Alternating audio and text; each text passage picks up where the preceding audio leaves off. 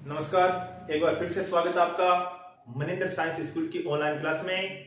सामाजिक विषय में कल हमने जो राजस्थान के प्रमुख जनपद है उनके बारे में अध्ययन किया था। आज का जो हमारा टॉपिक है वो है मौर्य वंश। तो देखो, मौर्य वंश है, इसमें प्रमुखतः है जो प्रमुख शासक थे वो तीन हुए। कौन कौन है? नंबर 1 चंद्रगुप्त मौर्य 322 ईस्वी पूर्व से 298 ईस्वी पूर्व। नंबर 2 बिंदुसार 298 ईस्वी पूर्व से 272 ईस्वी पूर्व। और नंबर 3 है अशोक 273 ईस्वी पूर्व से 232 ईस्वी पूर्व तक। ये जो चंद्रगुप्त मौर्य है, बिंदुसार इसका पुत्र था और अशोक बिंदुसार का पुत्र था। अब देखो, मौर्य वंश की स्थापना क्यों हुई, क्या कारण थे? क्योंकि कोई भी जो घटना घटती है पृथ्वी पर, उसके प्रत्यक्ष या अप्रत्यक्ष कुछ कारण होते हैं। तो इसमें भी देखो कुछ कारण थे। जो इसका प्रमुख कारण था वो है घनानंद। जो घनानंद है वह जो जनपद थे प्रमुख भारत के, उनमें से मगध जो जनपद था उसका राजा था। और ये एक बहुत ही ज्यादा अत्याचारी राजा था। जिस समय जो भारत पर सिकंदर ने आक्रमण किया, पूरी जनता है, मगध की जनता भी यहाँ पे हाहाकार मचा हुआ था। उसी समय जो मगध के शासक थे घनानंद, इनका जो अत्याचार है वो भी चरम सीमा पर था। कहने का तात्पर्य यह है कि एक तरफ से तो विदेशी जो आक्रांत है उनका आक्रमण, और दूसरी तरफ से घनानंद का अत्याचार। घनानंद था ये एक विलासी शासक था, कह दे तो एक तरह से अयोग्य शासक। इसको जनता की भलाई या बुराई से कोई मतलब नहीं था। इसको मतलब था सिर्फ अपने आनंद से या अपने जो भी मतलब है विलास में डूबा रहता था। मदिरा पान करना इसका कार्य था और जनता पर बहुत ज्यादा मात्रा में ये अत्याचार करता था।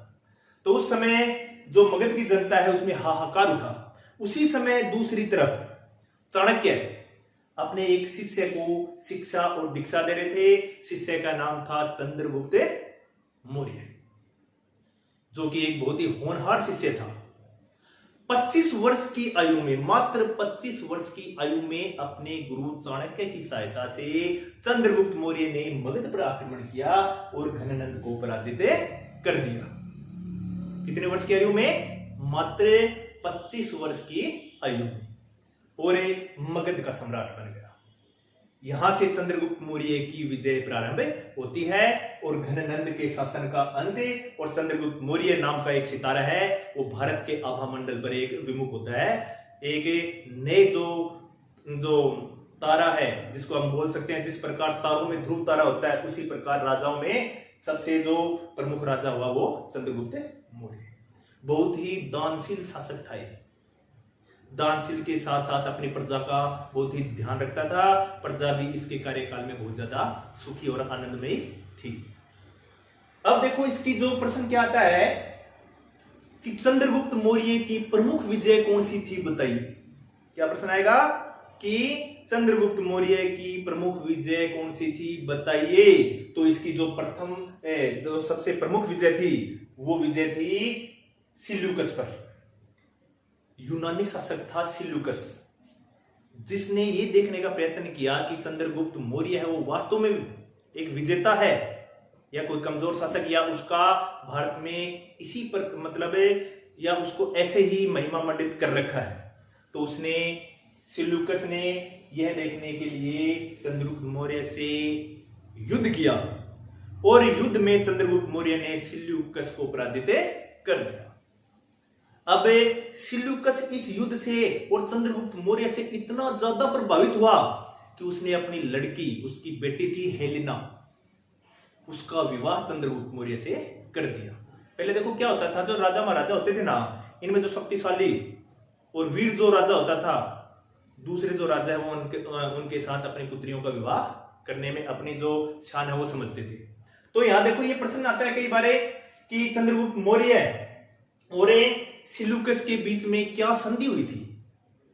तो इनकी संधि है, देखो, सिल्यूकस ने सबसे पहले तो अपनी पुत्री हेलेना का विवाह किससे कर दिया? चंद्रगुप्त मौर्य से, उसकी वीरता से प्रभावित होकर कर दिया। दूसरा, चंद्रगुप्त मौर्य ने अपने ससुर यानी कि सिल्यूकस को 500 हाथी उपहार में दिए। कितने हाथी उपहार में दिए? 500 हाथी उपहार में दिए प्रसन्न होकर। और यही नहीं, इसके साथ ही सिल्यूकस ने अफगानिस्तान और बलूचिस्तान का काफी जो क्षेत्र है वो चंद्रगुप्त मौर्य को दे दिया।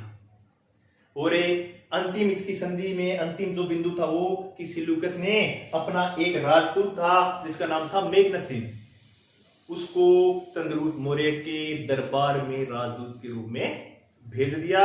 ये थी इनके मध्य संधि। या तो प्रश्न आएगा कि चंद्रगुप्त मौर्य की प्रमुख विजय बताइए, या प्रश्न आ सकता है कि चंद्रगुप्त मौर्य और सिल्यूकस के मध्य जो संधि हुई थी उसके जो मुख्य बिंदु हैं उनके बारे में बताइए।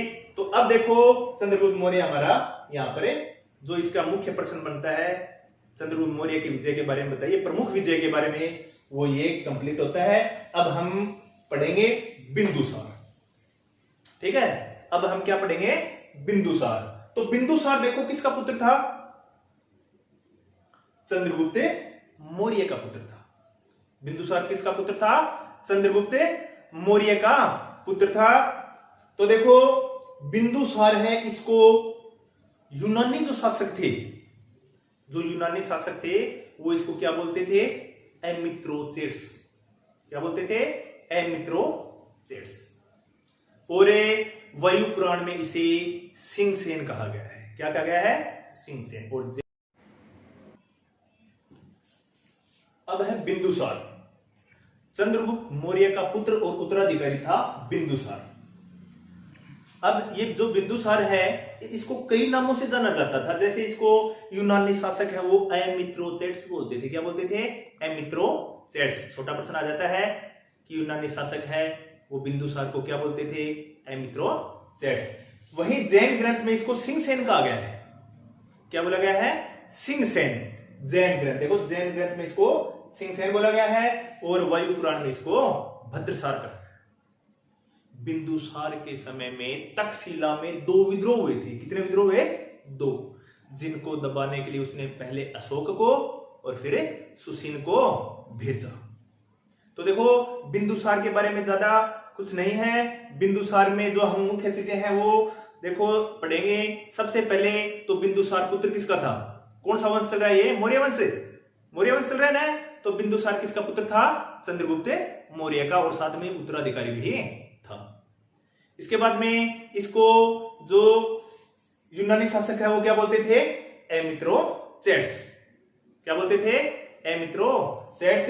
वही जैन ग्रंथ में सिंहसेन कहा गया है और वायु पुराण में इसे भद्रसार कहा गया है। इसने अपने काल में सुदूरवर्ती जो राज्य थे उनको जीता और अपने राज्य में मिलाया। साथ ही इसके शासन में तक्षशिला जो थी उसमें 2 विद्रोह हुए थे। कितने विद्रोह हुए तक्षशिला में? 2, जिनको दबाने के लिए पहले तो इसने भेजा अशोक को और फिर सुसीन को। तो यहां हमारा जो बिंदुसार है वो क्लियर होता है। अब देखो अशोक, ये बिंदुसार का पुत्र था। बिंदुसार नहीं चाहता था कि अशोक है वो राजा बने, सम्राट बने, लेकिन जो अशोक है वो बिंदुसार के इच्छा के विरुद्ध इसने क्या है? शासक का पद ग्रहण कर लिया। अपने पिता की इच्छा के विपरीत इसने क्या किया? राजा का पद ग्रहण कर लिया। नहीं चाहता था अशोक, जो बिंदुसार ये नहीं चाहता कि अशोक बने। अब देखो अशोक जो है इसने बिंदुसार की इच्छा के विरुद्ध शासक बनाए और विदिशा की राजकुमारी से इसका विवाह हुआ। किसके साथ विवाह हुआ? विदिशा की राजकुमारी, जिससे इसको एक पुत्र और एक पुत्री है वो प्राप्त हुई। पुत्र का नाम था महेंद्र और पुत्री का नाम संघमित्रा। पुत्र का नाम था महेंद्र और पुत्री का संघमित्रा नाम था। अब देखो अशोक है, इसने अपने राज्याभिषेक के 7 वर्ष पश्चात कश्मीर पर आक्रमण कर दिया। कहां आक्रमण कर दिया? कश्मीर। और कश्मीर की घाटी में श्रीनगर की स्थापना कर दी। आज जो अपने श्रीनगर सुनते हैं ना, वो स्थापना किसने की थी? अशोक ने की थी। और 8वें वर्ष में इसने कलिंग पर आक्रमण कर दिया। कौन से क्षेत्र पर आक्रमण कर दिया? कलिंग पर। और उस समय कहा जाता है कि कलिंग पर जो शासन है वो नंदराज का था। अब देखो जो राजनीति में मोड़ आता है वो इसी घटना के साथ आता है। अशोक के जीवन का मोड़ मानो, चाहे वो जो मौर्य वंश की राजनीति का मोड़ मानो, वो इसी घटना के साथ कलिंग पर आक्रमण के साथ ही आता है। देखो हुआ क्या कलिंग पर आक्रमण से। कलिंग का जो युद्ध हुआ उसमें लगभग 1 लाख लोग मारे गए। कितने लोग मारे गए? 1 लाख। जब उन 1 लाख लोगों के शव अशोक ने देखे तो इसका हृदय है वो परिवर्तित हो गया और उसने वहीं रण क्षेत्र में कसम खाई कि मैं अशोक आजीवन, आज के बाद में कभी भी अस्त्र और शस्त्र के हाथ नहीं लगाऊंगा, यानी कि हथियार के भी हाथे नहीं लगाऊंगा। इसने हथियार उसी दिन छोड़ दिए। क्यों छोड़ दिए? प्रश्न आता है कि जो अशोक है उसका हृदय परिवर्तन क्यों हुआ? क्योंकि कलिंग के युद्ध में 1 लाख लोग मारे गए और इसने सोचा कि इन सभी मौतों का जिम्मेदार कौन है? मैं खुद हूं। पता नहीं कितने युद्धों में मैंने कितने लोगों का वध किया या कितने लोगों के मौत का मैं कारण बना हूं। इसे बहुत ज्यादा हताश हुआ और इसने अस्त्र शस्त्र न उठाने की प्रतिज्ञा कर ली। और जो अशोक है इसने जो देखो शिव का उपासक था ये, और इसने जो भैरी घोष है उसकी जगह धम घोष को अपना लिया। कई बार प्रश्न आता भी है कि अशोक के धम क्या थे, वो अपने आगे इसमें पढ़ेंगे। तो देखो इसने 7वें वर्ष में कश्मीर पर आक्रमण किया, 8वें वर्ष में कलिंग पर जो आक्रमण किया वो इसकी जिंदगी का ऐसे मान लो कि सबसे खूबसूरत पल था, जिसके बाद में इसने हथियार अस्त्र शस्त्र त्याग दिए और एक बहुत ही बढ़िया जीवन इसने जिया। उसमें क्या था वो उसमें धम में अपने जानेंगे। लेकिन देखो एक बहुत छोटा प्रश्न आता है कि अशोक वो किसका उपासक था? शिव का। अब देखो अपने गुरु की सहायता से अशोक है उसने 4 गुहाओं का निर्माण करवाया। छोटा प्रश्न आता है 1 नंबर का कि अशोक ने जो 4 गुहाओं का निर्माण करवाया था उनका नाम है क्या था? तो ये देखो उन 4 गुहाओं का नाम है सुदामा, चापार, विष्णु झोपड़ी और कर्ण। अशोक द्वारा बनाई गई जो गुहाएं वो कौन सी है? सुदामा, चापार, विष्णु झोपड़ी और कर्ण। बड़ा प्रश्न आएगा कि अशोक की विजयों के बारे में। तो देखो प्रमुखतः अशोक की हमें 2 विजय लिखनी है। एक तो कश्मीर की विजय के बाद में वहां पर इसने श्रीनगर की स्थापना की। कब? राज्याभिषेक के 7वें वर्ष।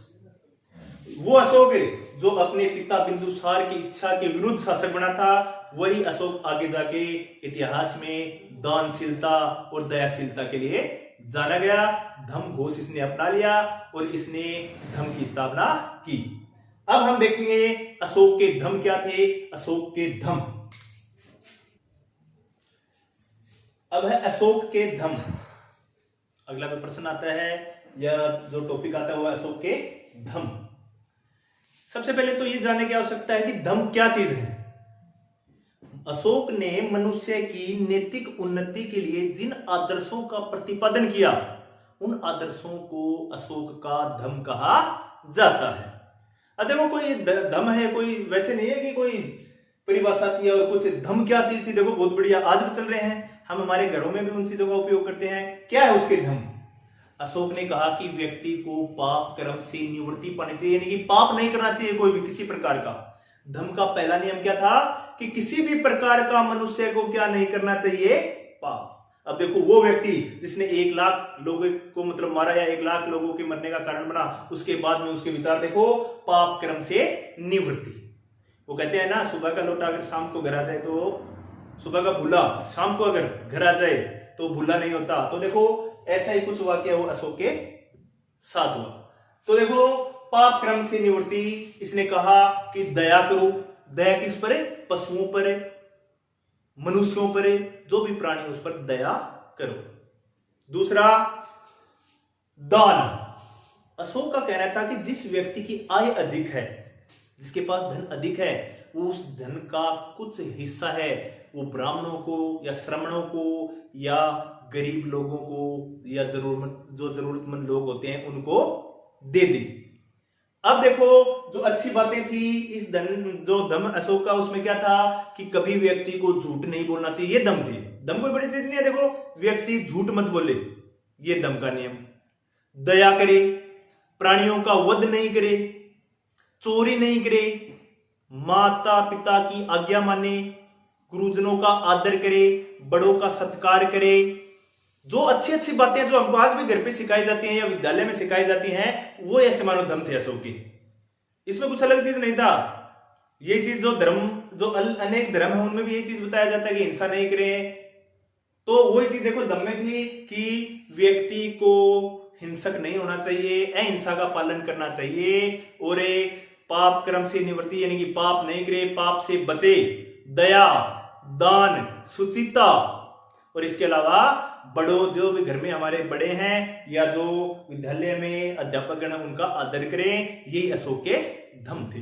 अब प्रश्न देखो क्या आता है, कई बार इसके साथ ही जुड़ के आता है कि अशोक ने धम्म की क्रियान्विति के लिए क्या किया, यानी कि उनको अच्छी तरह लागू करने के लिए, ताकि क्या है धम्म का प्रचार प्रसार अच्छी तरह हो सके, उसके लिए उसने क्या किया, धर्म का या धम्म का प्रतिपादन।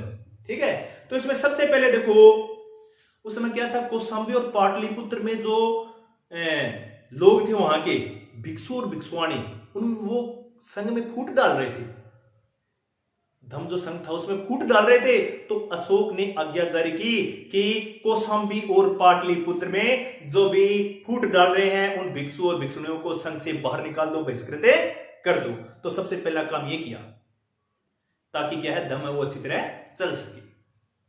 कौशांबी और पाटलिपुत्र के जो ये महामात्र है उनको आदेश दिया कि जो भिक्षु भिक्षुआणी संघ में फूट डाल रहे हैं उनको संघ से बहिष्कृत कर दो। पहला कार्य ये किया। फिर उस समय में क्या होता था, जब कोई यज्ञ होता था, राजा महाराजा है ये यज्ञ करते थे, तो उस यज्ञ के लिए ये पशुओं की बलि देते थे। ठीक है ना, पशुओं की बलि देते थे। अशोक ने कहा कि यज्ञ के लिए अगर पशुओं की बलि दी जाती है तो या तो यज्ञ बंद कर दिया जाए या पशुओं की बलि बंद कर दी जाए।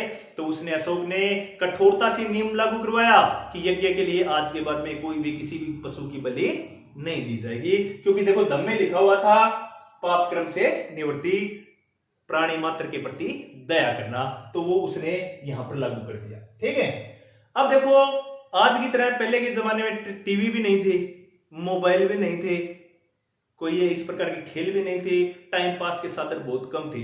तो टाइम पास ज्यादातर लोग क्या करते थे, जो राजा महाराजा हैं वो वन में जाते थे और अमुक जो जीव होते थे उनका वध करते थे, शिकार, आखेट। इसमें उनको बहुत ज्यादा मतलब आनंद आता था। तो अपने आनंद के लिए वो सैकड़ों पशु और पक्षियों का वध कर देते थे। अशोक ने नियम जारी किया कि आज के बाद में वनों में कोई भी आखेट के लिए नहीं जाएगा। वनों की जगह अगर आप वनों में यात्रा कर रहे हो उसकी जगह धम्म यात्रा करो। जैसे तीर्थ यात्रा होती है ना, उस प्रकार धम्म यात्रा, आप धम्म यात्रा करो। वनों में किसी भी प्रकार के किसी भी पशु का शिकार नहीं किया जाएगा। और उसने अपने कर्मचारियों को आदेश दिया कि वो हर 5वें वर्ष धम्म के प्रचार के लिए यात्राओं पर जाएं, जिससे क्या है धम्म का प्रचार और प्रसार और भी ज्यादा मात्रा में हो सके। ठीक है, समझ आया?